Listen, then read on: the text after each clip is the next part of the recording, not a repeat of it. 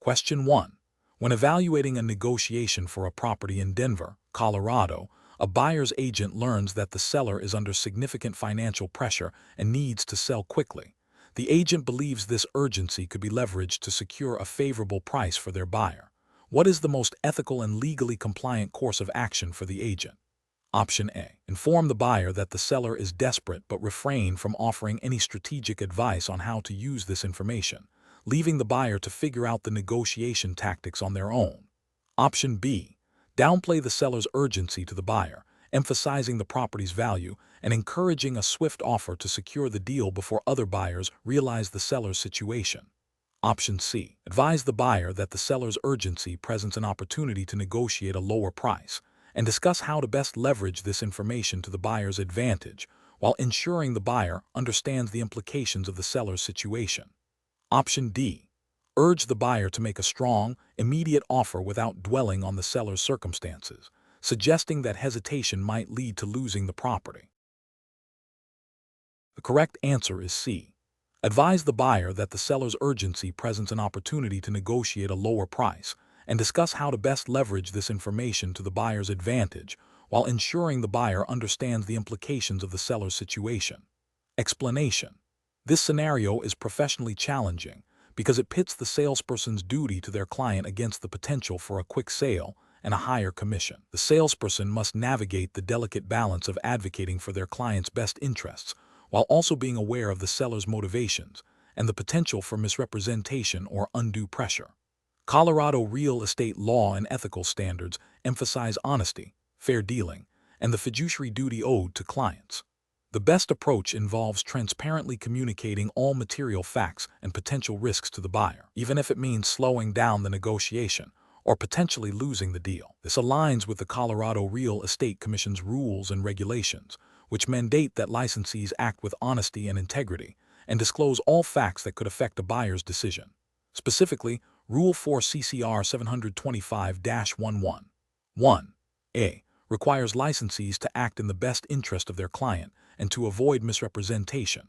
By advising the buyer to consider the seller's urgency and its implications, the salesperson upholds their fiduciary duty and avoids any appearance of impropriety or undue influence.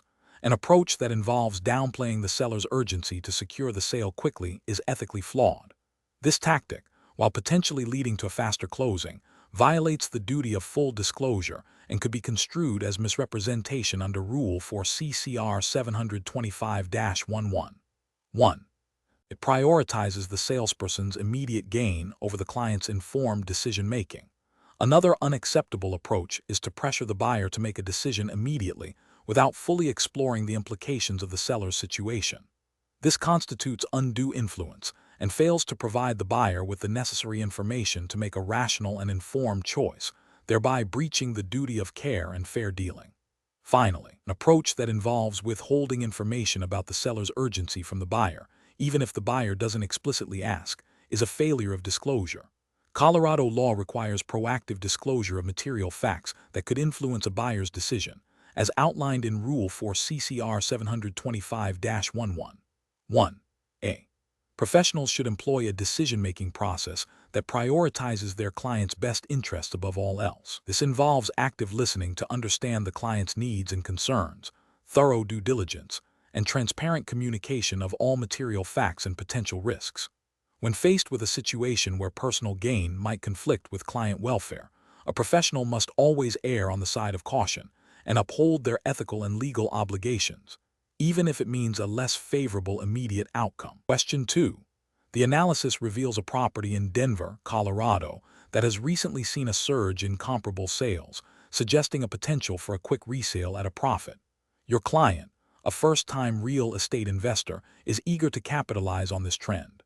Considering your fiduciary duties as a licensed Colorado real estate salesperson, which of the following investment strategies would best serve your client's long-term financial interests and adhere to ethical and regulatory standards? Option A. Advise the client to proceed with a quick resale strategy, leveraging the current market surge to maximize immediate profit, as this aligns with the client's expressed desire for rapid returns. Option B. Recommend a strategy that focuses exclusively on speculative short-term gains, encouraging the client to take on significant debt to acquire the property, without a thorough assessment of their financial capacity or the property's underlying value. Option C. Suggest investing in the property solely based on the salesperson's personal experience with similar properties in the past, without conducting a new, in-depth market analysis for this specific property. Option D.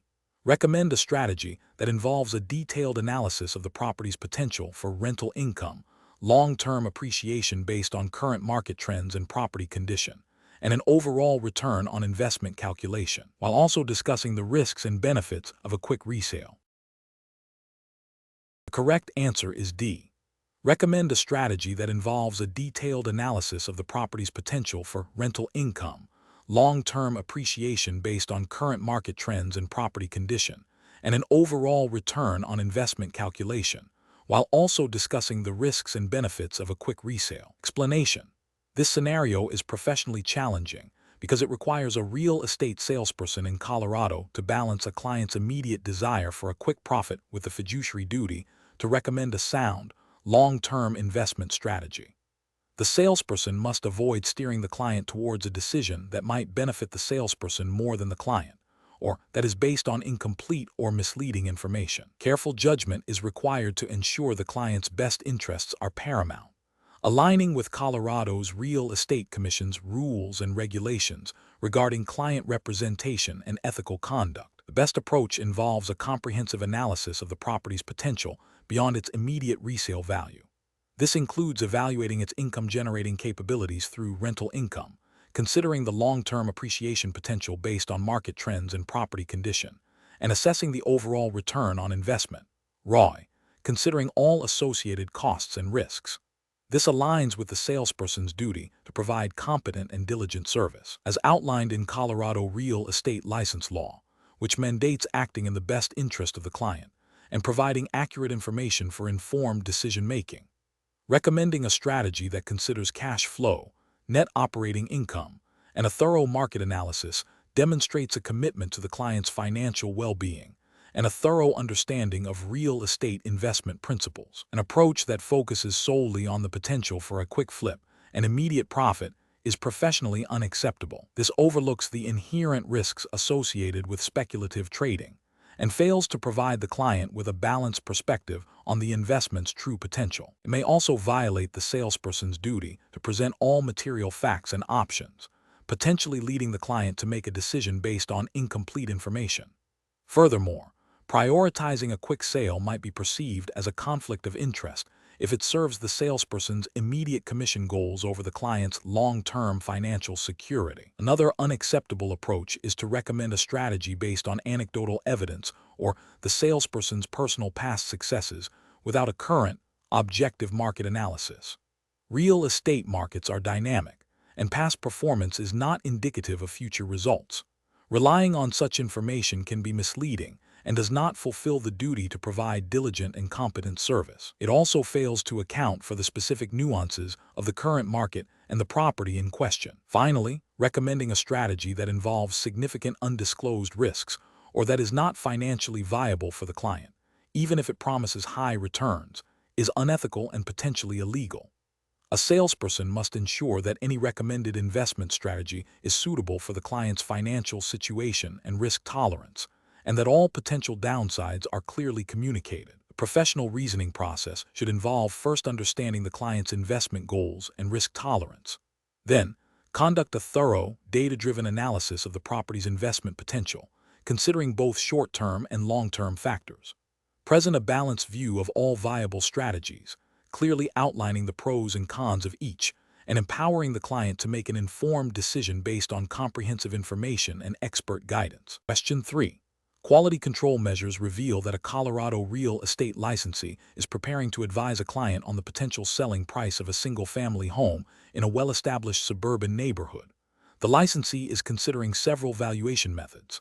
Which method, when properly executed, best aligns with the ethical and regulatory requirements for providing an accurate market-based estimate of value for this type of property? Option A. Comparative market analysis, CMA, that meticulously compares the subject property to recently sold, similar homes in the immediate vicinity, adjusting for differences in features and condition. Option B, the income approach, which calculates the property's value based on its potential to generate rental income, using market rental rates and capitalization rates. Option C, a valuation based solely on the property's original purchase price, plus any documented capital improvements made over the years. Option D, the cost approach, which estimates the value by determining the current cost to construct a similar building, subtracting accrued depreciation, and adding the value of the land. The correct answer is a comparative market analysis, CMA, that meticulously compares the subject property to recently sold, similar homes in the immediate vicinity, adjusting for differences in features and condition. Explanation. This scenario presents a professional challenge because a real estate licensee in Colorado is tasked with providing a property valuation to a client, but the client's specific needs and the property's characteristics may favor different valuation methods. The licensee must exercise careful judgment to select the most appropriate method that aligns with Colorado real estate regulations and ethical standards, ensuring the client receives accurate and reliable information. The most appropriate approach in this scenario is the comparative market analysis, CMA. A CMA is a tool used by real estate professionals to estimate the value of a specific property by comparing it to similar properties that have recently sold in the same neighborhood. This method is particularly effective for residential properties where there is a sufficient number of comparable sales. Colorado real estate licensees are ethically bound to provide competent service, which includes using valuation methods that are relevant and reliable for the property type.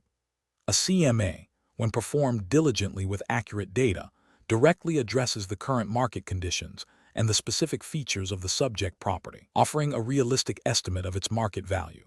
This aligns with the principle of providing accurate and truthful information to clients, as mandated by Colorado real estate license law and ethical guidelines. Using the income approach would be inappropriate if the property is a single-family residence, not primarily purchased for its income-generating potential. While it's a valid valuation method for investment properties, applying it to a non-income-producing residential property would lead to an inaccurate and misleading valuation, failing to meet the standard of competent service. This could be considered a misrepresentation of the property's value. Employing the cost approach as the primary method for a typical residential property, especially one that is not newly constructed or unique, is also generally not the best practice. The cost approach estimates the value by determining the cost to replace the property with a similar one, minus depreciation. For older homes, accurately estimating depreciation can be subjective and challenging, and it may not reflect current market demand or buyer preferences as effectively as a CMA. Relying solely on this method without considering market comparables could result in a valuation that is not reflective of what a buyer would realistically pay, potentially violating the duty to provide accurate market information. Professionals should employ a decision-making framework that prioritizes client needs and property characteristics. First, understand the client's purpose for the valuation, e.g., selling, buying, refinancing. Second, assess the property type and its primary use, e.g., residential, commercial, investment. Third, gather data on recent sales of comparable properties. Fourth, consider the availability and reliability of data for each valuation approach. Finally, select the method that most accurately reflects the current market value for that specific property type and purpose, ensuring compliance with Colorado's real estate regulations and ethical obligations to provide competent and truthful service. Question 4.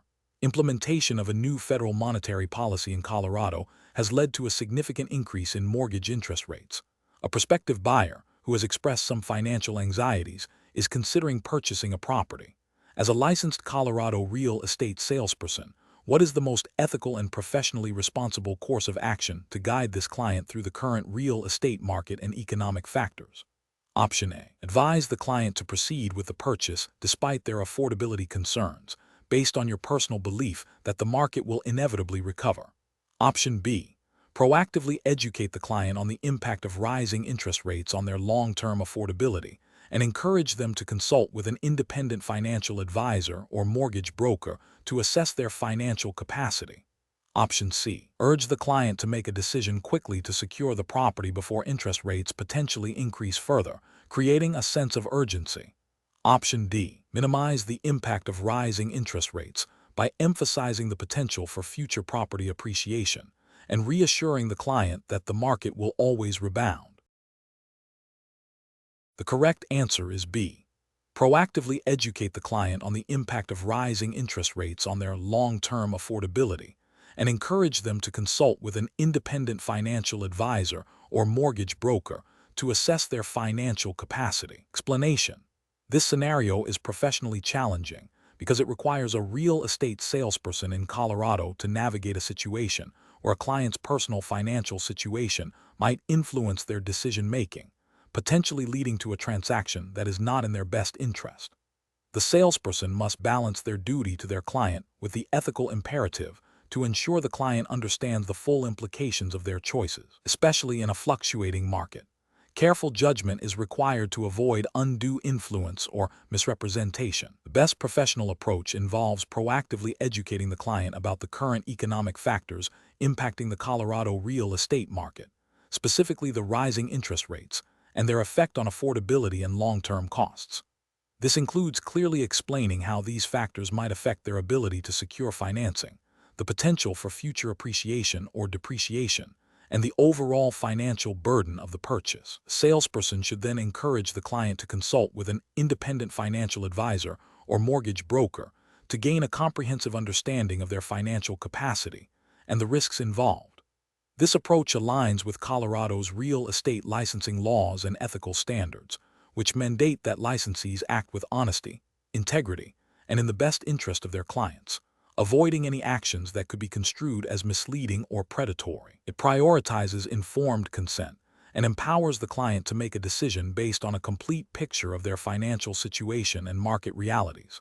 An approach that involves downplaying the impact of rising interest rates and focusing solely on the perceived immediate benefits of homeownership, such as potential future appreciation, is ethically flawed. This misrepresents the current market conditions and fails to adequately inform the client of the increased financial risks associated with higher borrowing costs. It violates the duty of honesty and integrity by omitting crucial information that could significantly alter the client's decision. Another unacceptable approach is to pressure the client to make a decision quickly before interest rates potentially rise further, without allowing them sufficient time to fully assess their financial situation or consult with professionals. This creates a sense of urgency that can override rational decision-making and exploits the client's potential anxiety about missing out on a perceived opportunity. Such behavior is contrary to the principle of acting in the client's best interest and could be considered a form of undue influence. Finally, an approach that involves advising the client to proceed with the purchase despite their expressed concerns about affordability, based on the salesperson's personal opinion that the market will always recover, is irresponsible. While market fluctuations are a reality, providing such unqualified assurances without a thorough understanding of the client's specific financial circumstances and risk tolerance is a breach of professional duty. It substitutes personal speculation for objective advice and fails to uphold the fiduciary responsibility owed to the client. Professionals should employ a decision-making framework that prioritizes client education, transparency, and independent verification of financial capacity. This involves thoroughly explaining market conditions, potential risks and benefits, and strongly recommending consultation with independent financial experts.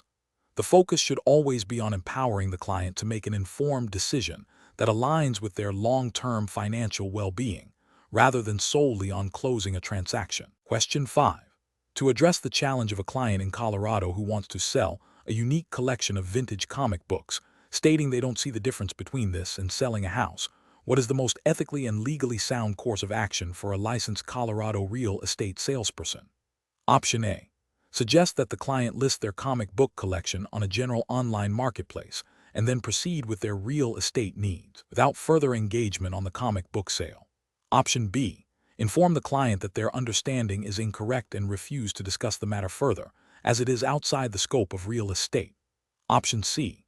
Professionally explain to the client the definition and importance of real estate as it pertains to licensed real estate transactions in Colorado, clarifying that their comic book collection does not fall under the purview of real estate brokerage services, and offer to refer them to a specialist if appropriate.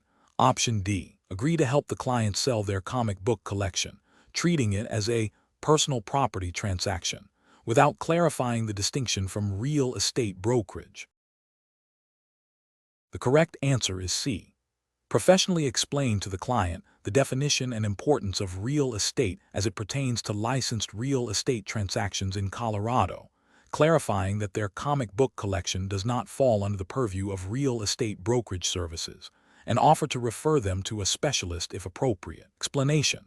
This scenario presents a professional challenge because it requires a real estate salesperson to navigate a situation where a client's stated intent may not align with the fundamental definition and importance of real estate as a regulated profession in Colorado. The salesperson must uphold their fiduciary duties and adhere to Colorado's real estate licensing laws, which emphasize honesty, integrity, and the accurate representation of property and transactions. The importance of real estate extends beyond mere property transfer. It involves understanding market dynamics, legal compliance, and ethical conduct. The best approach involves clearly and professionally educating the client about the definition and importance of real estate within the context of Colorado law and professional practice. This includes explaining that a real estate transaction, by its nature, involves the transfer of an interest in real property, which is subject to specific regulations and requires licensed professionals to ensure fair and lawful dealings. This approach is correct because it directly addresses the client's misunderstanding, upholds the salesperson's professional obligations under Colorado's real estate statutes, such as the Colorado Real Estate License Law, C.R.S. Title 12, Article 61, and reinforces the importance of licensed professionals in safeguarding all parties involved.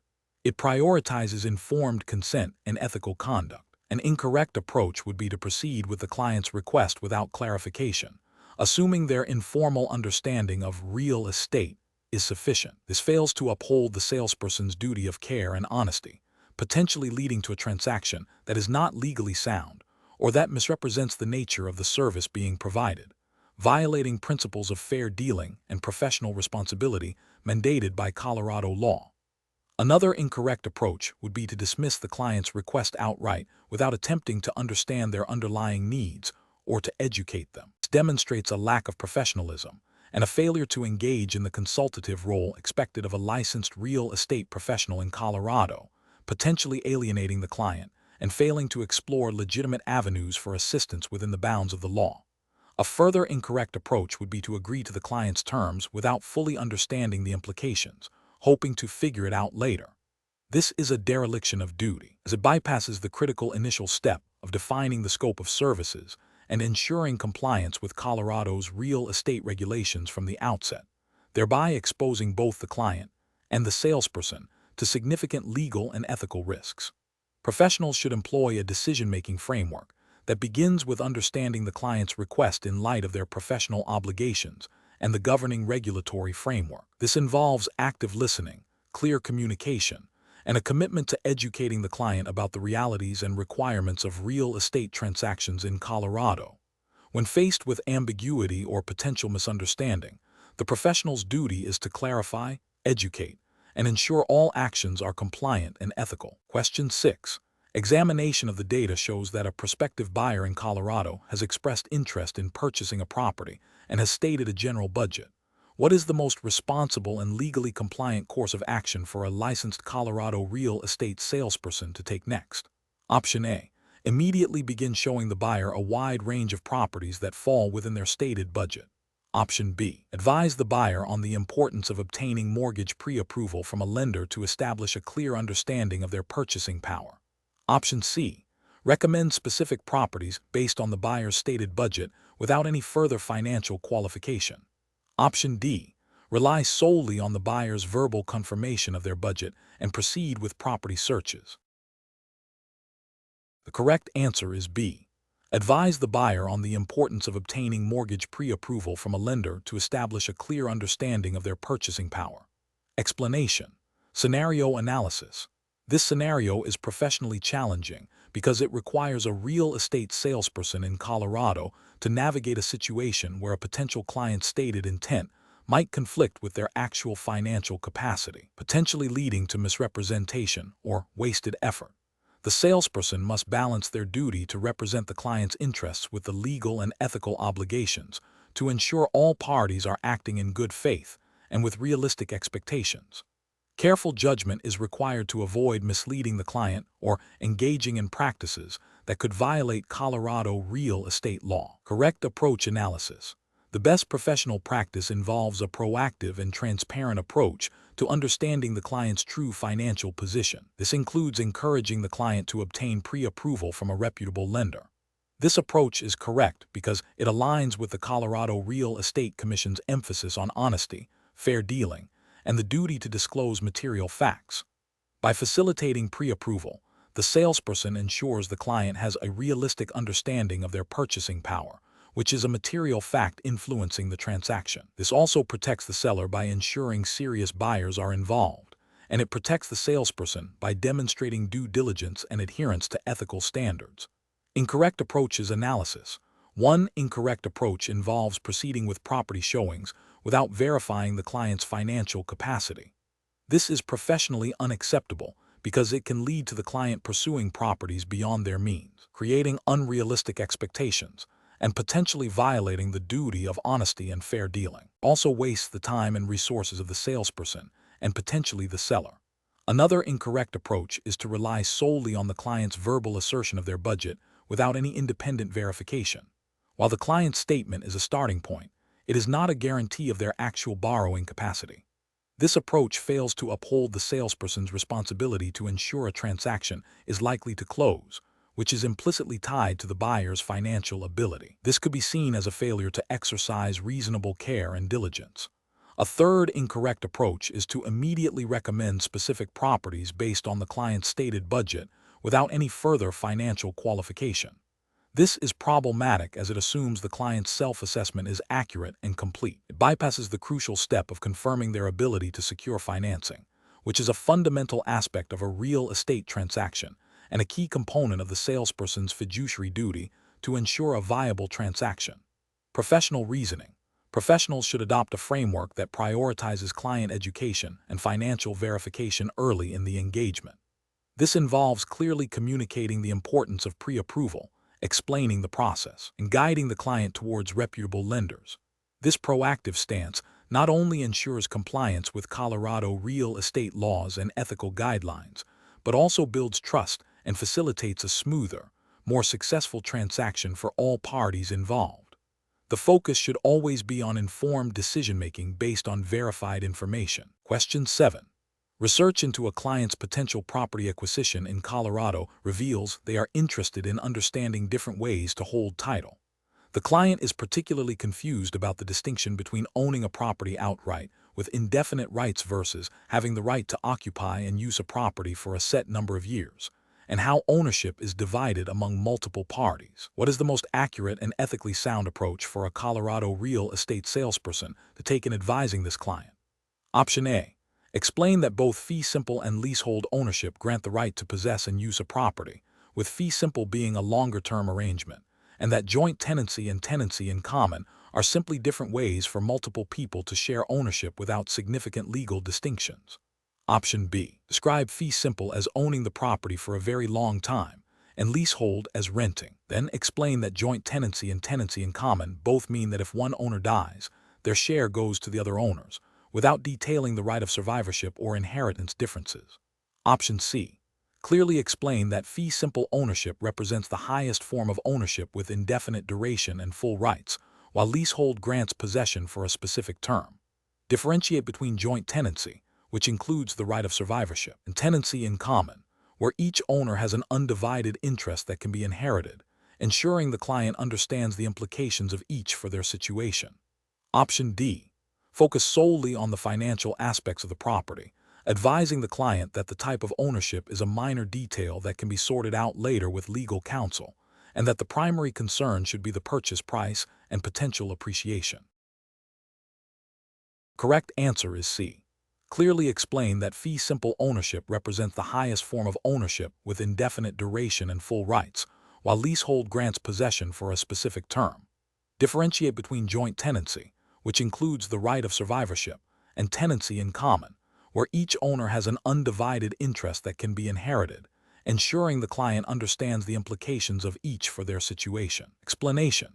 This scenario presents a professional challenge because it requires a real estate salesperson in Colorado to accurately advise a client on the implications of different property ownership structures, specifically distinguishing between fee simple and leasehold estates, and understanding the nuances of concurrent ownership like joint tenancy and tenancy in common. Misunderstanding these concepts can lead to significant legal and financial consequences for the client, impacting their rights, responsibilities, and ability to transfer the property. Careful judgment is required to ensure the client makes informed decisions based on accurate legal information.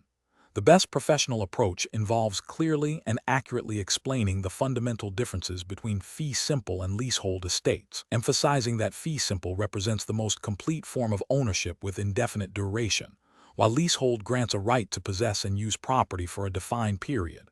It also requires explaining the distinctions between joint tenancy, which includes the right of survivorship, and tenancy in common, where each owner holds a distinct, undivided interest that can be inherited. This approach is correct because it directly addresses the client's need for clear, accurate information about their potential property rights and obligations under Colorado law, aligning with the salesperson's ethical duty to act in the client's best interest and provide competent service as mandated by Colorado real estate licensing regulations.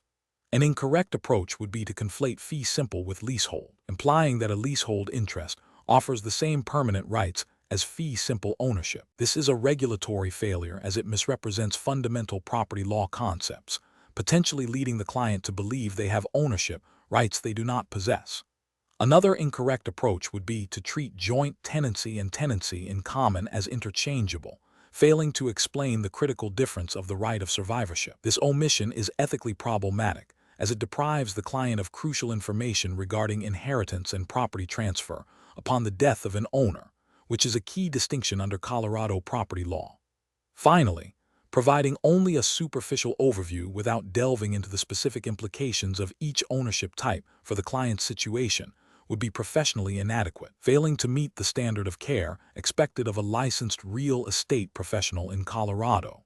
Professionals should employ a decision-making framework that prioritizes client education and accurate legal understanding. This involves first identifying the client's specific needs and goals related to property acquisition or disposition. Then, the professional must access and apply their knowledge of relevant Colorado property law, including the distinctions between various ownership types.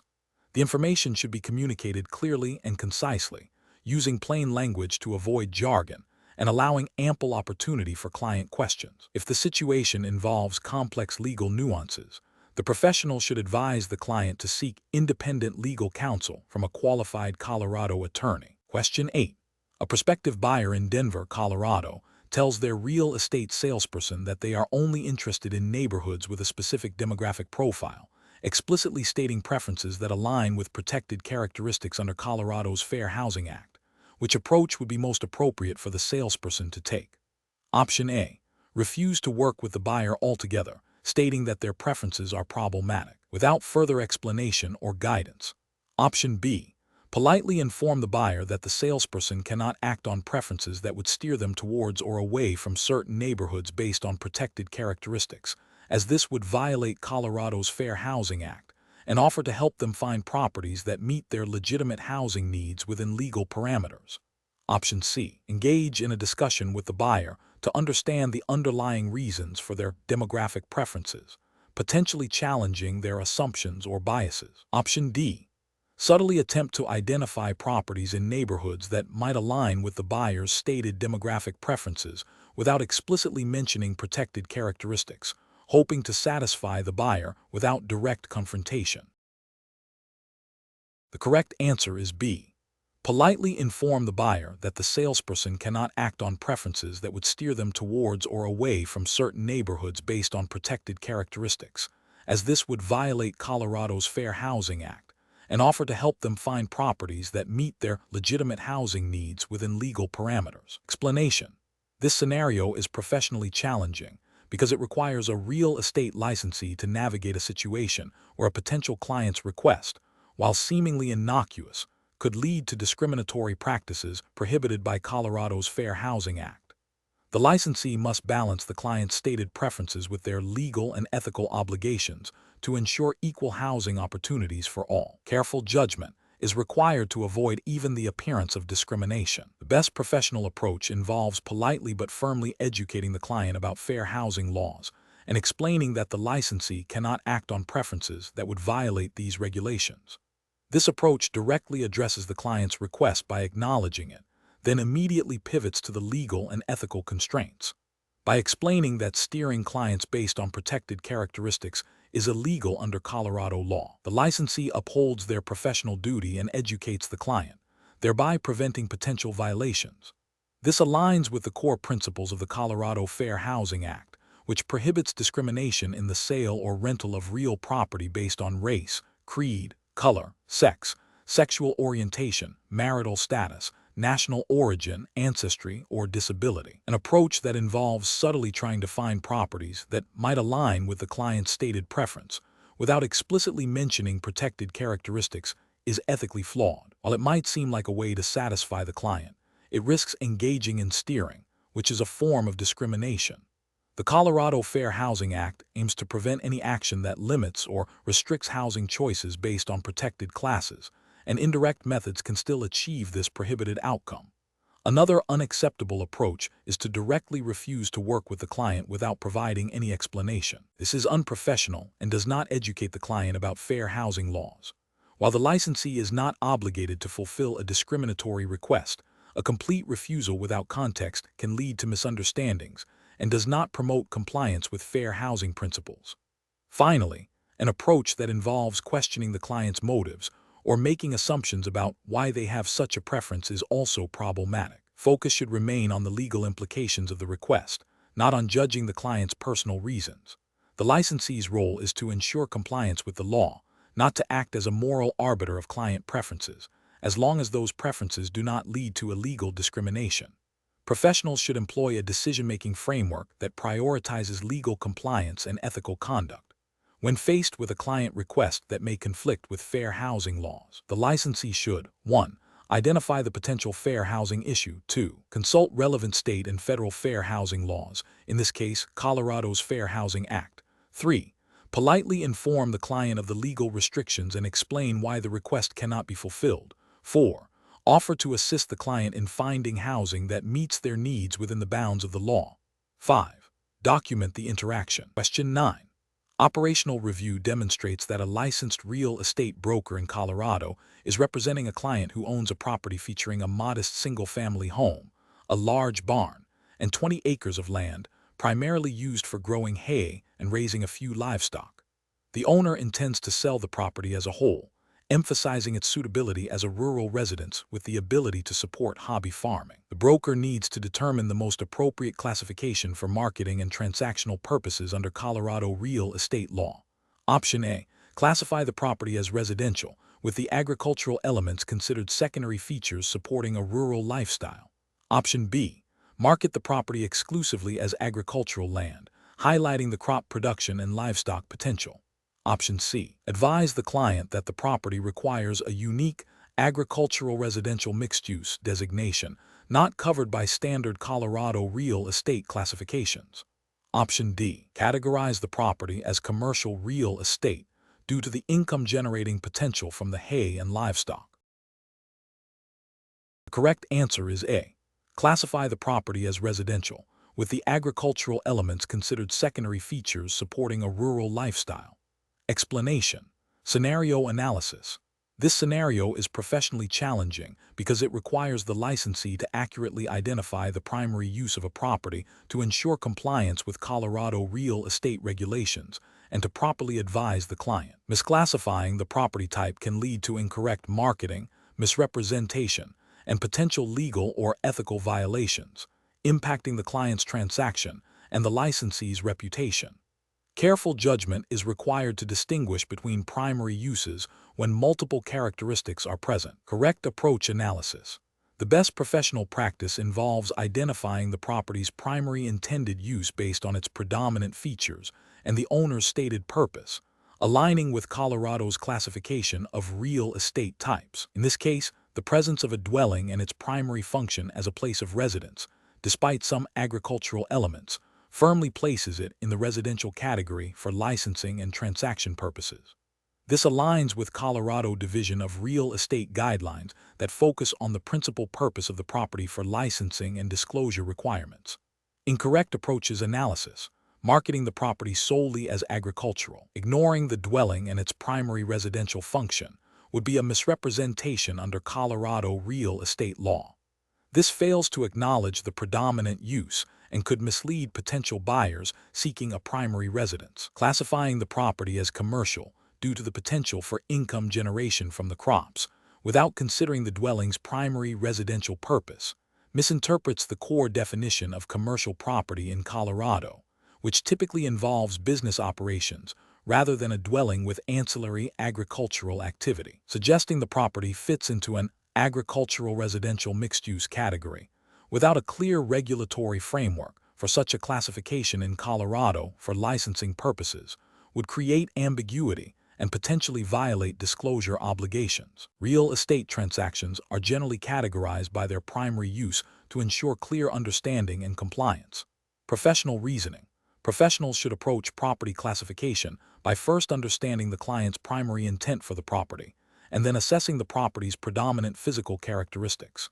They should consult Colorado Division of Real Estate guidelines and statutes to confirm the appropriate classification. If there is ambiguity, seeking clarification from the division or legal counsel is advisable before proceeding with marketing or advising the client. The focus must always be on accurate representation and adherence to regulatory definitions. Question 10. Cost-benefit analysis shows that accurate prorations are crucial for client satisfaction and avoiding disputes. A property in Denver, Colorado, has an annual property tax bill of $3,650. The closing for the sale of this property is scheduled for March 15, 2024.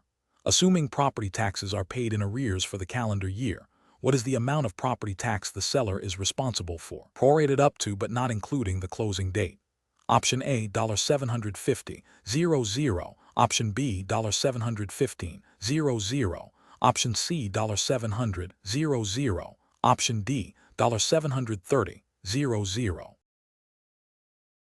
The correct answer is D, $730, 00. Explanation. Scenario analysis. This scenario presents a professional challenge for a Colorado real estate salesperson by requiring them to accurately calculate prorated property taxes, a common task that directly impacts the financial outcome of a real estate transaction. Miscalculations can lead to significant financial disputes between buyer and seller, potentially resulting in legal action and damage to the salesperson's reputation and brokerage. Adherence to Colorado real estate law and standard industry practices for prorations is paramount. Correct approach analysis. The best professional practice involves calculating the prorated property taxes based on the actual number of days in the tax period and the closing date. This method ensures fairness by allocating the tax burden precisely according to the ownership period. In Colorado, property taxes are typically assessed annually and paid in arrears. When a property is sold, the seller is responsible for the taxes up to, but not including, the closing date, and the buyer is responsible from the closing date forward. This approach aligns with Colorado revised statutes concerning property tax assessments and the equitable division of expenses in real estate transactions. The calculation should use the full calendar year, 365 days, unless a leap year is involved, in which case 366 days are used. Incorrect approach is analysis. One incorrect approach is to simply divide the annual tax bill by 12 and prorate based on months.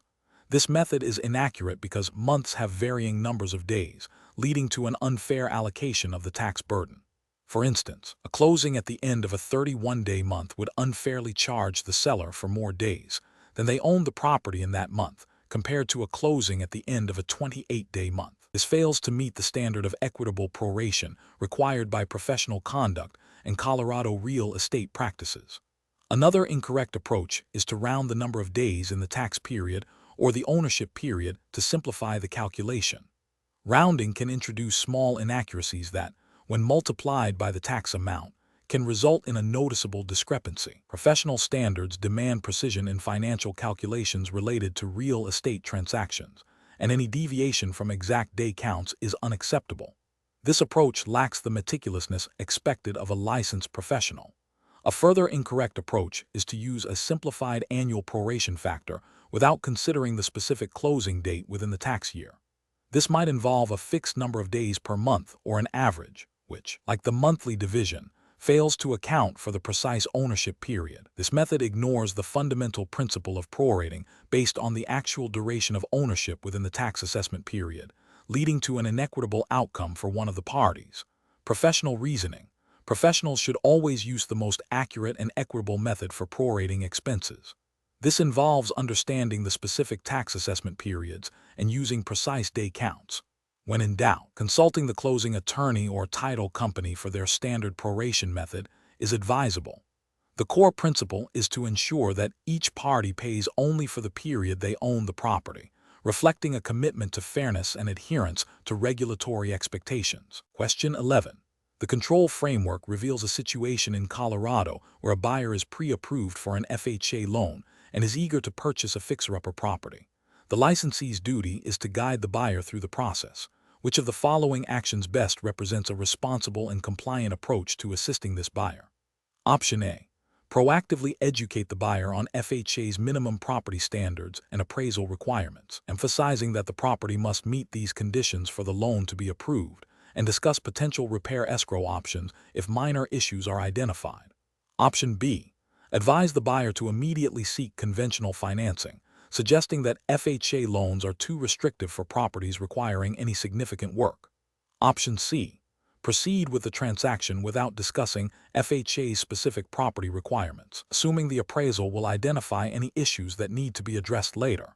Option D. Assure the buyer that FHA loans are flexible and that any necessary repairs can be handled after closing, encouraging them to proceed with the purchase regardless of the property's current condition.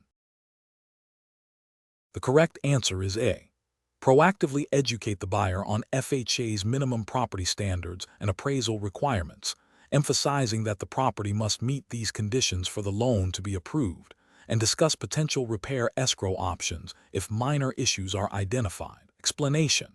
The control framework reveals a common challenge in real estate transactions involving government-backed loans, ensuring that all parties understand the specific requirements and limitations of these programs, particularly when a buyer expresses interest in a property that might not perfectly align with their initial vision. The professional challenge lies in guiding the buyer effectively without misrepresenting the loan program's capabilities or creating unrealistic expectations, all while adhering to Colorado's real estate licensing laws and ethical standards.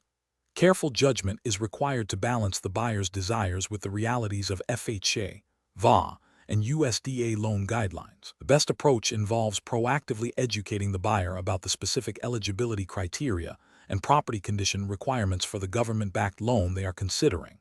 This includes clearly explaining that FHA, VA, and USDA loans often have stricter appraisal standards and may require certain repairs or improvements before closing.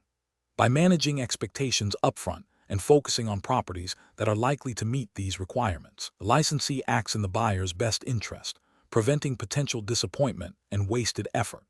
This aligns with Colorado's statutory duty for licensees to act with reasonable skill and care, and to disclose all material facts, including those related to financing that could impact the transaction.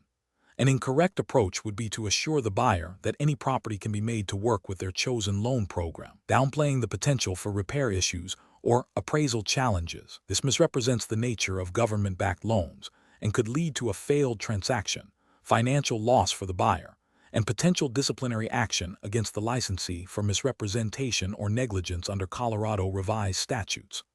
Another incorrect approach is to simply proceed with the transaction without thoroughly investigating the property's suitability for the specific government-backed loan. This demonstrates a lack of due diligence and fails to uphold the licensee's responsibility to ensure the buyer is making an informed decision. It ignores the unique underwriting and appraisal processes associated with FHA, VA, and USDA loans, which are designed to protect both the borrower and the government lender. Finally, an incorrect approach is to suggest the buyer abandon the government-backed loan in favor of conventional financing without a clear, documented reason based on the property's specific issues and the buyer's financial situation. While exploring alternatives is part of good service, steering a buyer away from a program they are qualified for and prefer, without a sound, transparent justification tied to the loan's requirements could be seen as acting outside the buyer's best interest or potentially for the licensee's own benefit. Professionals should adopt a decision-making framework that prioritizes buyer education and transparency. This involves understanding the nuances of each loan program, clearly communicating these to the buyer, and then working collaboratively to find properties that meet both the buyer's needs and the loan program's requirements. When challenges arise, the professional should clearly explain the issue, outline potential solutions, and advise the buyer on the best course of action, always acting ethically and within the bounds of Colorado real estate law. Question 12. Strategic planning requires a Colorado real estate salesperson to explain different mortgage types to a prospective buyer. Which of the following approaches best educates the buyer about fixed rate, adjustable rate, and interest-only mortgages while adhering to Colorado's real estate licensing laws and ethical standards? Option A. Clearly explain the core mechanics of each mortgage type, detailing how interest is calculated, how payments are applied to principal and interest over time, and the potential impact of fluctuating interest rates or the absence of principal repayment during certain periods. Option B. Strongly recommend interest-only mortgages as a superior strategy for buyers looking to maximize their investment returns, emphasizing the flexibility of not needing to pay down principal initially. Option C. Advise the buyer that a fixed-rate mortgage is unequivocally the safest and most responsible choice for all purchasers, regardless of their individual financial goals or risk tolerance. Option D. Advocate for adjustable-rate mortgages as the most advantageous option due to their typically lower initial interest rates, assuring the buyer that this is a smart way to manage their finances. The correct answer is A. Clearly explain the core mechanics of each mortgage type, detailing how interest is calculated, how payments are applied to principal and interest over time, and the potential impact of fluctuating interest rates or the absence of principal repayment during certain periods. Explanation. Scenario analysis. This scenario is professionally challenging because a real estate salesperson in Colorado must accurately represent the implications of different mortgage types to a buyer without providing unlicensed financial advice. The salesperson's role is to facilitate the transaction and ensure the buyer understands the product they are purchasing, but they must be careful not to cross the line into advising on which mortgage is best for the buyer's financial situation, as that requires a licensed financial advisor or mortgage broker. The salesperson must also ensure their disclosures are compliant with Colorado real estate licensing laws and ethical standards. Correct approach analysis. The best professional practice involves clearly and accurately explaining the fundamental characteristics of each mortgage type, focusing on how interest rates and principal repayment function over the loan's life. This approach educates the buyer on the inherent differences between fixed rate, adjustable rate, and interest-only mortgages, allowing them to make an informed decision based on their understanding of these mechanics. This aligns with Colorado's real estate regulations that require licensees to be honest and truthful in their representations and to avoid misrepresentation or concealment of material facts. It also adheres to ethical principles of client education and empowerment, ensuring the buyer is not misled about the nature of the financial product they are considering. Incorrect approaches analysis. Presenting an adjustable-rate mortgage as inherently safer than a fixed-rate mortgage because of its initial lower rate is a misrepresentation. This fails to disclose the significant risk of future payment increases, which could lead to financial hardship for the buyer. This violates the duty of honesty and truthfulness required by Colorado real estate law and is ethically unsound as it omits crucial risk information. Recommending an interest-only mortgage as a way to maximize investment potential, without thoroughly explaining that the principal balance does not decrease during the interest-only period, and that the buyer will still owe the full loan amount at the end of that term, is a material omission. This misleads the buyer about the loan's repayment structure and potential long-term financial obligations, contravening Colorado's disclosure requirements and ethical obligations. Suggesting that a fixed-rate mortgage is always the most responsible choice for any buyer, regardless of their financial circumstances or risk tolerance, constitutes providing unlicensed financial advice. While the salesperson can explain the features of a fixed-rate mortgage, they cannot dictate which loan product is most responsible for a specific individual's financial situation. This oversteps the boundaries of a real estate salesperson's license in Colorado and could lead to detrimental financial outcomes for the buyer. Professional reasoning. Professionals should adopt a framework of transparent education and factual disclosure. When discussing mortgage options, the salesperson's primary responsibility is to explain the mechanics and inherent characteristics of each product clearly and accurately, without offering opinions or recommendations about which is best suited for the buyer's personal financial situation. This involves detailing how interest is calculated, how payments are applied, principal vs. interest, and the potential impact of rate changes or balloon payments. If a buyer asks for advice on which mortgage is best for them, the professional should politely decline and suggest they consult with a qualified mortgage broker or financial advisor. This approach ensures compliance with licensing regulations, upholds ethical standards, and empowers the buyer to make informed decisions based on accurate information. Question 13. Risk assessment procedures indicate that a real estate investor client in Denver, Colorado, is eager to acquire a distressed property quickly and is considering both hard money loans and seller financing. As a licensed Colorado real estate salesperson, what is the most prudent and ethically sound approach to advising this client on these financing options? Option A. Advise the client that seller financing is the best option because it often involves less stringent qualification requirements, without discussing the potential for ongoing seller involvement or negotiation complexities. Option B. Provide a detailed explanation of the terms, risks, and potential downsides of both hard money loans and seller financing, ensuring the client understands how each option aligns with their investment strategy and risk tolerance. Option C.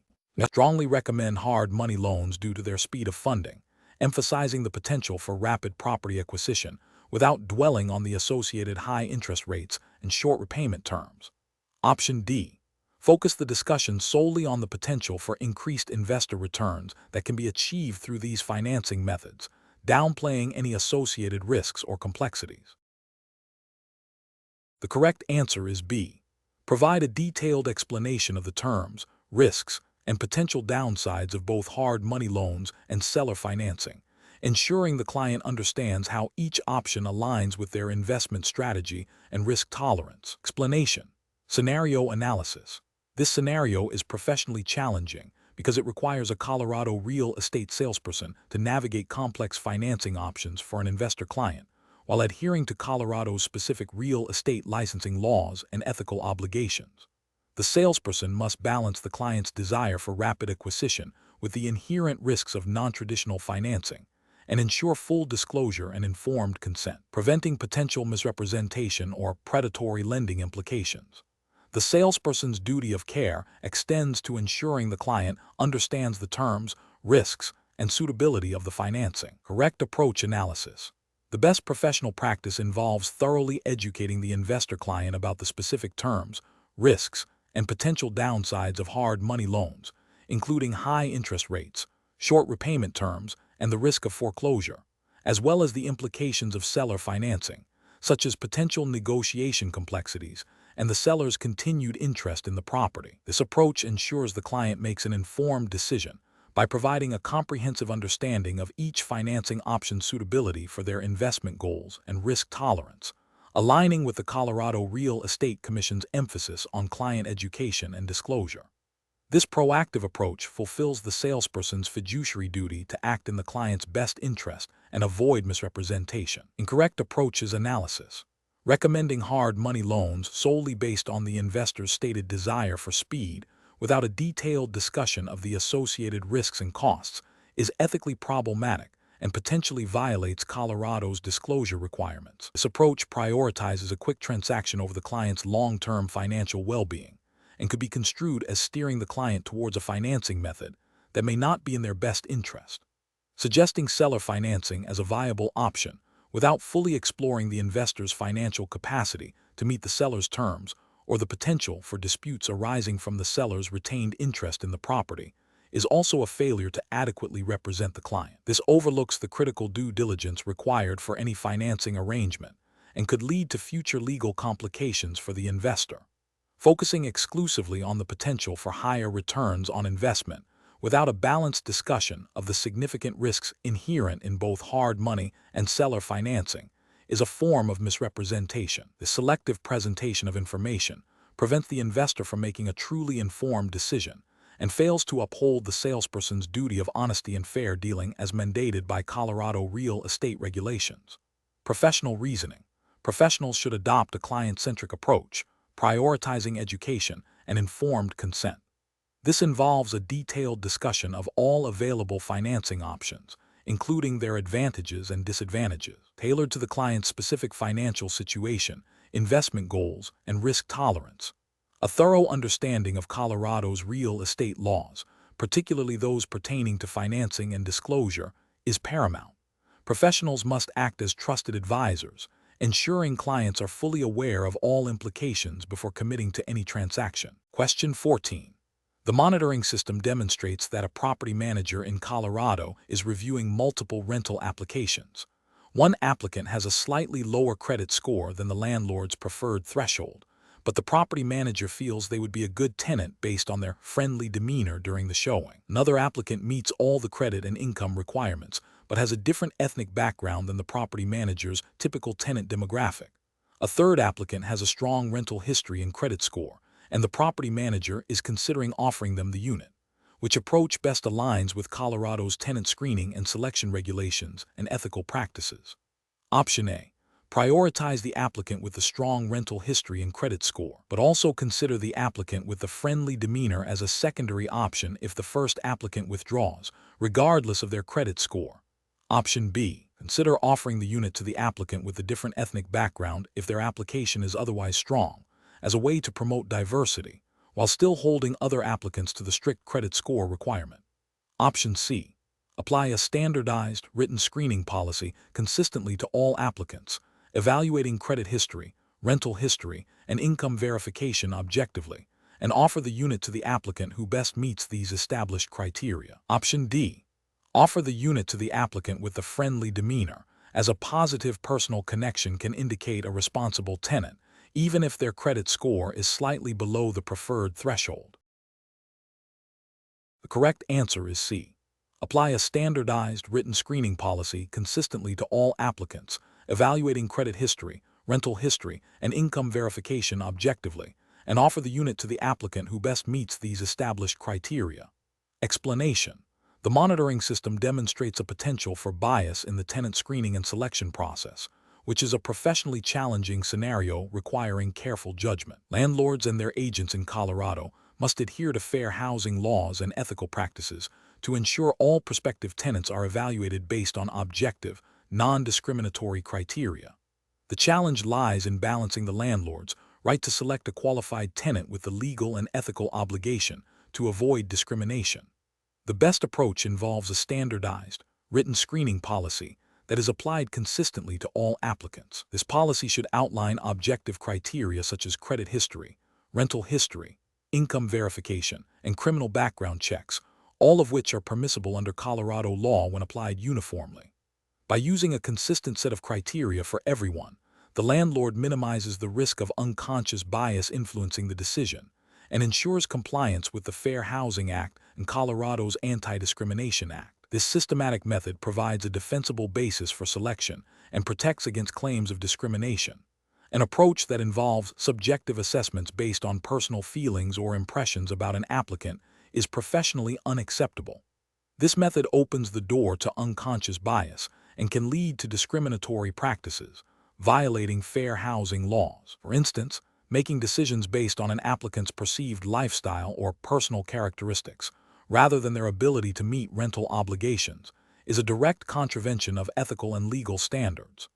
Another professionally unacceptable approach is to deviate from established screening criteria based on an applicant's protected characteristics, even if the intention is perceived as helpful. For example, overlooking a minor credit issue for an applicant who belongs to a protected class, while holding other applicants to a stricter standard, constitutes differential treatment and is discriminatory. All applicants must be judged by the same objective standards, regardless of their background. Finally, an approach that relies on informal or undocumented screening processes is also problematic. Without a clear, written policy and consistent application, it becomes difficult to demonstrate that the selection process was fair and non-discriminatory. This lack of documentation can leave the landlord vulnerable to legal challenges and reputational damage. Professionals should employ a decision-making framework that prioritizes fairness, objectivity, and legal compliance. This involves developing and adhering to a written tenant screening policy that outlines objective, non-discriminatory criteria. Regular training on fair housing laws and best practices for tenant screening is crucial. When in doubt, consulting with legal counsel specializing in landlord-tenant law in Colorado is advisable to ensure all practices are compliant. Question 15. System analysis indicates that a Colorado real estate salesperson has just received an earnest money deposit from a buyer. To ensure compliance with Colorado's financial management regulations for real estate professionals, which of the following actions best upholds the salesperson's fiduciary duties and legal obligations? Option A. Deposit the earnest money into the brokerage general operating account, as it is a separate business account. Option B. Immediately deposit the earnest money into a trust account maintained by their licensed Colorado broker at a Colorado licensed bank. Option C. Hold the earnest money in their personal checking account until the closing date to avoid multiple transactions. Option D. Keep the earnest money in cash in a secure location until the closing date to expedite the process. Correct answer is B. Immediately deposit the earnest money into a trust account maintained by their licensed Colorado broker at a Colorado licensed bank. Explanation. Scenario analysis. This scenario presents a professional challenge for a Colorado real estate salesperson regarding financial management, specifically the handling of client funds and the associated record-keeping requirements. The core difficulty lies in balancing the need for efficient business operations with the strict legal and ethical obligations to safeguard client monies and maintain transparent, accurate financial records. Failure to adhere to these requirements can lead to severe disciplinary actions, including license suspension or revocation, and significant financial penalties. The salesperson must demonstrate a thorough understanding of Colorado's specific regulations governing trust accounts and financial reporting to maintain client trust and legal compliance. Correct approach analysis. The best professional practice involves immediately depositing all earnest money funds into a designated Colorado licensed bank's trust account, managed by a licensed Colorado broker. This approach directly aligns with Colorado Revised Statutes, CRS, Section 12-10-217, and the Colorado Real Estate Commission's Rules and Regulations, 12 CCR 2516-1. These regulations mandate that all funds belonging to others, including earnest money, must be held in a separate trust account and cannot be commingled with the salesperson's personal or operating funds. Prompt deposit ensures the security of client funds and prevents any appearance of impropriety or misuse. Maintaining detailed, accurate records of all transactions within this trust account, accessible for inspection by the Commission, is also a fundamental requirement. This meticulous record-keeping is crucial for demonstrating compliance and accountability. Incorrect approaches analysis. Holding the earnest money in a personal checking account, even with the intention of depositing it later, is a direct violation of CRS Section 12-10-217 and Commission rules. This practice constitutes commingling of funds, which is strictly prohibited and erodes client trust by creating a risk of misappropriation. Using a business operating account for earnest money, even if separate from personal funds, is also non-compliant. Trust accounts must be specifically designated for holding client funds and are subject to different regulatory oversight than general operating accounts. This approach fails to meet the segregation requirements mandated by Colorado law. Delaying the deposit of earnest money until the closing date, while perhaps seeming efficient, still violates the prompt deposit requirement. This delay increases the risk of funds being unavailable or subject to unforeseen circumstances, and it bypasses the regulatory framework designed to protect client monies from the outset of the transaction. It also prevents timely and accurate record-keeping, as required by the Commission. Professional reasoning. Professionals in Colorado real estate must adopt a proactive and compliance-first mindset when handling client funds. The decision-making process should prioritize adherence to the Colorado Real Estate Commission's rules and statutes. This involves understanding the specific requirements for trust accounts, deposit timelines, and record-keeping. When faced with handling client funds, the immediate action should be to consult the relevant Colorado statutes and Commission regulations to ensure the correct procedure is followed. If there is any ambiguity, seeking guidance from the employing broker or the Colorado Division of Real Estate is essential. The overarching principle is the fiduciary duty owed to clients, which necessitates the utmost care and transparency in managing their financial assets. Question 16. Risk assessment procedures indicate that a Colorado real estate salesperson's license has recently lapsed due to non-renewal. To resume practicing real estate in Colorado, which of the following actions is the most appropriate and legally compliant? Option A. Seek advice from other real estate agents on how they have handled lapsed licenses in the past. Option B. Complete the standard continuing education requirements for active licensees and then resume practice. Option C. Resume real estate activities, assuming the lapse was minor and can be rectified later. Option D. Immediately contact the Colorado Division of Real Estate to inquire about the specific process for reinstating a lapsed salesperson license. The correct answer is D. Immediately contact the Colorado Division of Real Estate to inquire about the specific process for reinstating a lapsed salesperson license. Explanation. Scenario analysis. This scenario presents a professional challenge for a Colorado real estate salesperson who has recently allowed their license to lapse. The core difficulty lies in navigating the Colorado Real Estate Commission's regulations regarding license renewal and the implications of a lapsed status, balancing the desire to resume professional activity with the legal requirements. Careful judgment is required to ensure compliance and avoid unauthorized practice of real estate. Correct approach analysis. The best professional practice involves immediately contacting the Colorado Division of Real Estate to understand the specific reinstatement process for a lapsed license. This approach is correct because it directly addresses the regulatory framework established by Colorado law. The Colorado Real Estate License Act and associated commission rules mandate that individuals must hold a valid active license to engage in real estate activities. By proactively seeking guidance from the division, the salesperson ensures they are following the prescribed legal pathway for license reactivation, which may include fulfilling continuing education requirements that were missed and paying any applicable fees or penalties. This demonstrates a commitment to ethical conduct and regulatory compliance. Incorrect approaches analysis.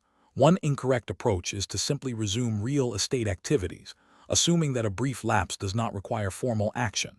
This is a significant regulatory failure because it constitutes practicing real estate without a valid license, a direct violation of Colorado statutes.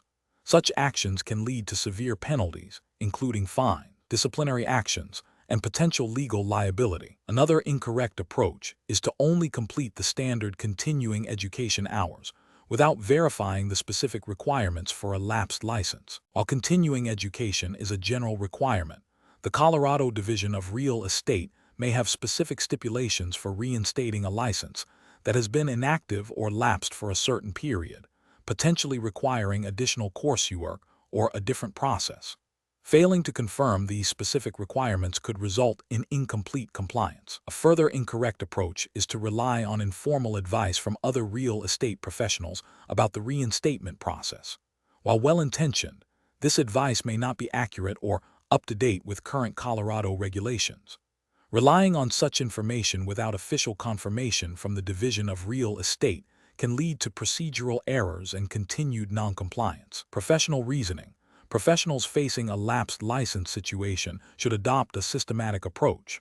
First, acknowledge the lapse and cease all licensed real estate activities immediately. Second, consult the official governing body, in this case, the Colorado Division of Real Estate, to obtain accurate and current information regarding license reinstatement procedures. Third, meticulously follow all outlined steps, including any specific continuing education, examination, or fee requirements. Finally, maintain thorough records of all communications and actions taken to ensure a clear audit trail of compliance. Question 17.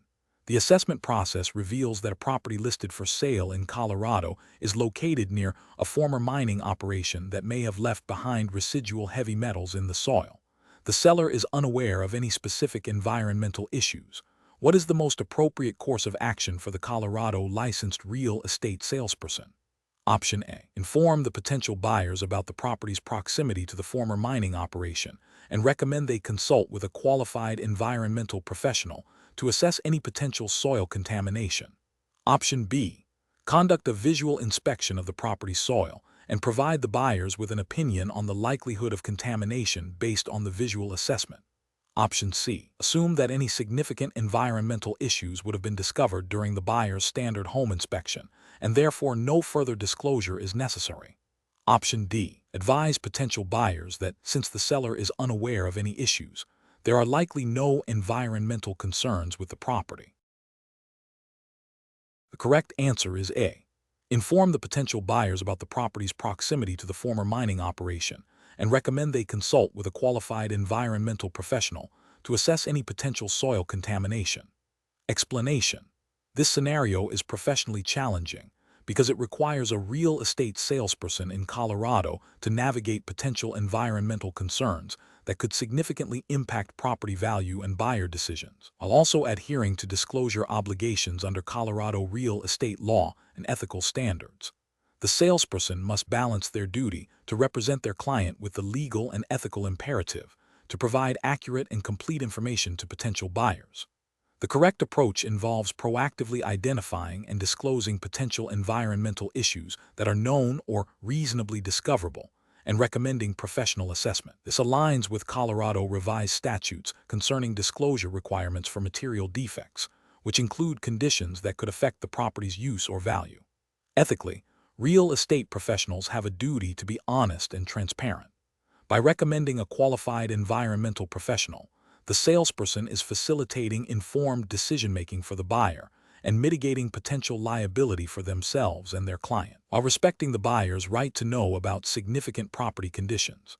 An incorrect approach would be to ignore or downplay known environmental concerns, such as the proximity to a former industrial site with potential soil contamination, out of a desire to close the sale quickly. This failure to disclose known material defects violates Colorado disclosure laws and breaches the salesperson's fiduciary duty to the buyer. Another incorrect approach is to provide a personal opinion or assessment of the environmental risks without the necessary expertise. This constitutes practicing outside the scope of one's license and could lead to misrepresentation and significant liability. Finally, assuming that the buyer will discover any environmental issues on their own is a dereliction of duty. Real estate professionals are expected to exercise reasonable care and diligence in identifying and disclosing potential problems that a buyer might not be aware of or equipped to discover. Professionals should employ a decision-making framework that prioritizes transparency, due diligence, and adherence to legal and ethical obligations. This involves actively seeking information about potential property defects, consulting with relevant experts when necessary, and ensuring all material information is disclosed to all parties in a timely and clear manner. When environmental concerns arise, the professional's role is to facilitate the buyer's access to expert information, not to provide that information themselves or to conceal potential issues. Question 18. The risk matrix shows a moderate likelihood of a commission dispute arising from unclear fee arrangements in Colorado real estate transactions. A Colorado licensed real estate broker is preparing to enter into a listing agreement with a seller. Which of the following approaches best mitigates the risk of a commission dispute and ensures compliance with Colorado real estate law? Option A. Use a generic commission clause in the listing agreement that broadly states commission to be negotiated, leaving the exact percentage and payment terms to be determined at the time of closing. Option B. Clearly define all commission rates, fee structures, and any potential additional compensation in a written listing agreement, signed by both the broker and the seller, prior to commencing any marketing activities. Option C. Present a commission structure in the written agreement that is slightly higher than initially discussed verbally, with the expectation that the seller will not notice or will accept it as a standard practice for premium marketing services. Option D. Rely on a verbal agreement with the seller regarding the commission rate, assuming it aligns with the broker's standard commission schedule, and address any specifics in a separate addendum later if needed. The correct answer is B. Clearly define all commission rates, fee structures, and any potential additional compensation in a written listing agreement, signed by both the broker and the seller, prior to commencing any marketing activities. Explanation: The risk matrix shows a moderate likelihood of a commission dispute arising from unclear fee arrangements in Colorado real estate transactions. This scenario is professionally challenging because ambiguity in commission structures can lead to misunderstandings, strained client relationships, and potential legal action, all of which can damage a licensee's reputation and business. Careful judgment is required to ensure transparency and adherence to Colorado's real estate regulations. The correct approach involves clearly defining all commission structures and fee arrangements in writing, signed by all parties, before any services are rendered. This aligns with Colorado's statutory requirements for listing agreements and buyer representation agreements, which mandate that such agreements be in writing and contain specific terms, including compensation. This proactive measure ensures that both the broker and the client have a mutual understanding of the financial obligations, thereby mitigating the risk of disputes and demonstrating professional integrity and compliance with the Colorado Real Estate Commission's rules. An incorrect approach is to rely on verbal agreements for commission splits or fee arrangements, even if they are customary within a brokerage. This fails to meet the written agreement requirement mandated by Colorado law for significant contractual terms like compensation. Such an approach creates a high risk of misinterpretation and is not legally defensible if a dispute arises. Another incorrect approach is to present a commission structure that is significantly different from what was verbally discussed with the client without obtaining explicit written consent for the change. This constitutes a breach of good faith and fair dealing, and potentially violates Colorado's consumer protection laws regarding deceptive trade practices. It erodes client trust and can lead to formal complaints. Finally, an incorrect approach is to include vague or ambiguous language regarding commission calculations or fee entitlements in the written agreement.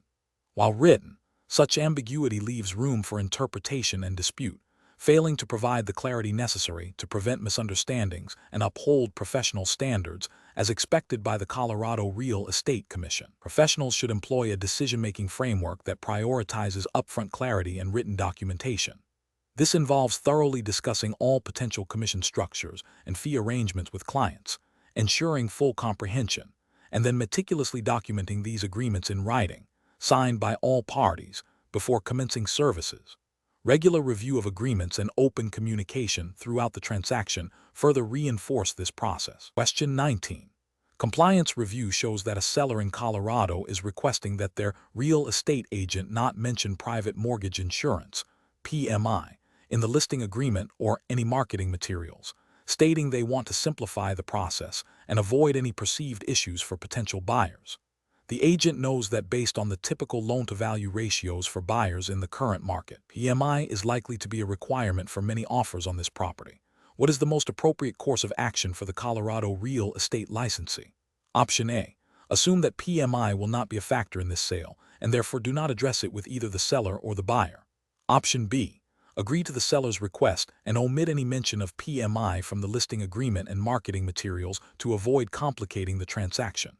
Option C. Provide the buyer with general information about PMI, but do not specifically discuss its potential applicability to this particular transaction or property. Option D. Proactively educate both the seller and the buyer about the purpose and potential requirement of PMI, explaining how it may impact the buyer's loan and monthly payments, and ensure this information is clearly communicated to all parties. The correct answer is D. Proactively educate both the seller and the buyer about the purpose and potential requirement of PMI, explaining how it may impact the buyer's loan and monthly payments, and ensure this information is clearly communicated to all parties. Explanation. This scenario presents a professional challenge because it requires a real estate licensee in Colorado to navigate the complexities of private mortgage insurance, PMI, disclosure requirements, balancing the seller's desire to avoid perceived complications with the buyer's right to clear and accurate information. The core of the challenge lies in ensuring compliance with Colorado's specific disclosure laws and ethical obligations, even when a seller attempts to simplify the transaction by withholding information. Careful judgment is required to uphold professional standards without alienating clients. The correct approach involves proactively educating both the seller and the buyer about the implications of PMI, including its purpose, when it is typically required, and the potential impact on the buyer's loan terms and monthly payments.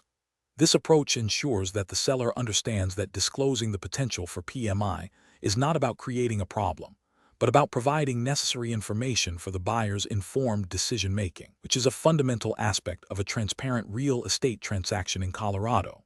This aligns with Colorado's statutory disclosure requirements and the ethical duty of a licensee to act in the best interests of all parties by facilitating informed consent. An incorrect approach involves agreeing to the seller's request to omit any mention of PMI from the listing agreement or marketing materials. This is a direct violation of Colorado's disclosure laws, which mandate the disclosure of material facts that could affect a buyer's decision. Failing to disclose the potential for PMI, especially if the seller's financial situation or the buyer's down payment is likely to trigger it, misleads the buyer and creates a significant risk of future disputes and potential legal action. It also breaches the licensee's fiduciary duty to facilitate an honest and transparent transaction. Another incorrect approach is to assume that PMI will not be a factor and therefore not address it at all. This passive stance fails to fulfill the licensee's affirmative duty to investigate and disclose known or reasonably discoverable material facts. Even if the seller believes it won't be an issue, the licensee has a responsibility to consider the typical requirements for mortgage insurance based on loan-to-value ratios and to inform the buyer of this possibility. This inaction can lead to a buyer discovering unexpected costs after closing, damaging the licensee's reputation and potentially leading to claims of negligence. A further incorrect approach is to provide the buyer with generic information about PMI without specifically linking it to their potential transaction or the seller's property. While providing general education is helpful, it is insufficient if the licensee does not also ensure that the specific context of the sale in Colorado is addressed. The licensee must connect the general concept of PMI to the particular circumstances of the buyer's offer and the seller's property, ensuring the buyer understands how it might apply to their specific situation. The professional reasoning framework for such situations involves prioritizing transparency and informed consent. Licensees should always err on the side of overdisclosure when it comes to material facts. This means proactively identifying potential issues, educating all parties involved, and documenting all communications and disclosures. When faced with a client's request to withhold information, the licensee must explain the legal and ethical ramifications of such an action and firmly but professionally decline to comply if it compromises their duty of disclosure. The goal is to facilitate a transaction where all parties have a complete understanding of the terms and potential implications. Question 20. The control framework reveals that a Colorado real estate salesperson is assisting a buyer with a mortgage application. The salesperson needs to provide an estimated closing cost figure for a third-party appraisal service on the loan estimate. The salesperson knows that appraisal fees can range from $450 to $600, depending on the complexity of the property and the appraiser's workload. The salesperson's goal is to provide the most accurate and compliant estimate possible. What is the most appropriate method for estimating this fee? Option A. Use the highest possible appraisal fee, $600, to ensure the borrower is prepared for the maximum potential cost. Option B. Obtain a preliminary estimate from a few trusted appraisal companies and use the average of those estimates, adding a small, reasonable contingency for minor variations. Option C. Use the lowest possible appraisal fee, $450, to present a more attractive initial cost to the borrower. Option D. Arbitrarily select a figure like $500 without specific research, assuming it's a reasonable middle ground. The correct answer is B. Obtain a preliminary estimate from a few trusted appraisal companies and use the average of those estimates, adding a small, reasonable contingency for minor variations. Explanation. The control framework reveals a common challenge in the mortgage application process: accurately calculating and disclosing the loan estimate's estimated closing costs, particularly when dealing with third-party service providers whose fees can fluctuate. This scenario is professionally challenging because it requires a real estate licensee to not only understand the regulatory requirements for the loan estimate, but also to exercise sound judgment in estimating costs that are not entirely within their direct control. Precision and transparency are paramount to avoid misleading the borrower and to comply with the Real Estate Settlement Procedures Act, RESPA, and its implementing regulations, specifically those related to the loan estimate and its tolerance levels for cost variations. The best approach involves diligently researching and documenting estimated third-party fees, using reasonable and well-supported figures, and clearly communicating any potential for variation to the borrower. This includes obtaining preliminary estimates from service providers where possible and applying a small buffer for unforeseen minor adjustments. This method aligns with the spirit and letter of RESPA, which mandates that estimated closing costs on the loan estimate must be made in good faith and within specific tolerance limits. By taking these steps, the licensee ensures that the borrower receives a reasonably accurate picture of their expected closing costs, fostering trust and compliance. An incorrect approach would be to arbitrarily inflate or deflate estimated third-party fees to present a more favorable initial figure or to avoid difficult conversations. Inflating fees without justification can mislead the borrower about the true cost of obtaining the loan, potentially violating good faith principles. Conversely, significantly underestimating fees, especially those with known variability, can lead to tolerance violations when the closing disclosure is issued, requiring the lender to absorb the difference and potentially damaging the borrower's financial planning. Another incorrect approach is to simply use the highest possible fee from any provider without considering the most likely or average cost, which can also be misleading and create unnecessary alarm for the borrower. Failing to document the basis for these estimates also weakens the licensee's defense against accusations of misrepresentation. Professionals should employ a decision-making process that prioritizes borrower protection and regulatory compliance. This involves 1. Understanding the specific RESPA requirements for the loan estimate and its tolerance categories. 2. Actively seeking reliable estimates from third-party providers. 3. Applying a reasonable estimation methodology, including a small, justifiable contingency for minor fluctuations. 4. Documenting all estimates and the basis for their calculation. 5. Clearly communicating to the borrower that these are estimates and that actual costs may vary, explaining the potential reasons for variation. Question: the control framework reveals that a Colorado real estate salesperson is assisting a buyer with a mortgage application. The salesperson needs to provide an estimated closing cost figure for a third-party appraisal service on the loan estimate. The salesperson knows that appraisal fees can range from $450 to $600, depending on the complexity of the property and the appraiser's workload. The salesperson's goal is to provide the most accurate and compliant estimate possible. What is the most appropriate method for estimating this fee? Options: A. Obtain a preliminary estimate from a few trusted appraisal companies and use the average of those estimates, adding a small, reasonable contingency for minor variations. B. Use the highest possible appraisal fee, $600, to ensure the borrower is prepared for the maximum potential cost. C. Use the lowest possible appraisal fee, $450, to present a more attractive initial cost to the borrower. D. Arbitrarily select a figure like $500 without specific research, assuming it's a reasonable middle ground.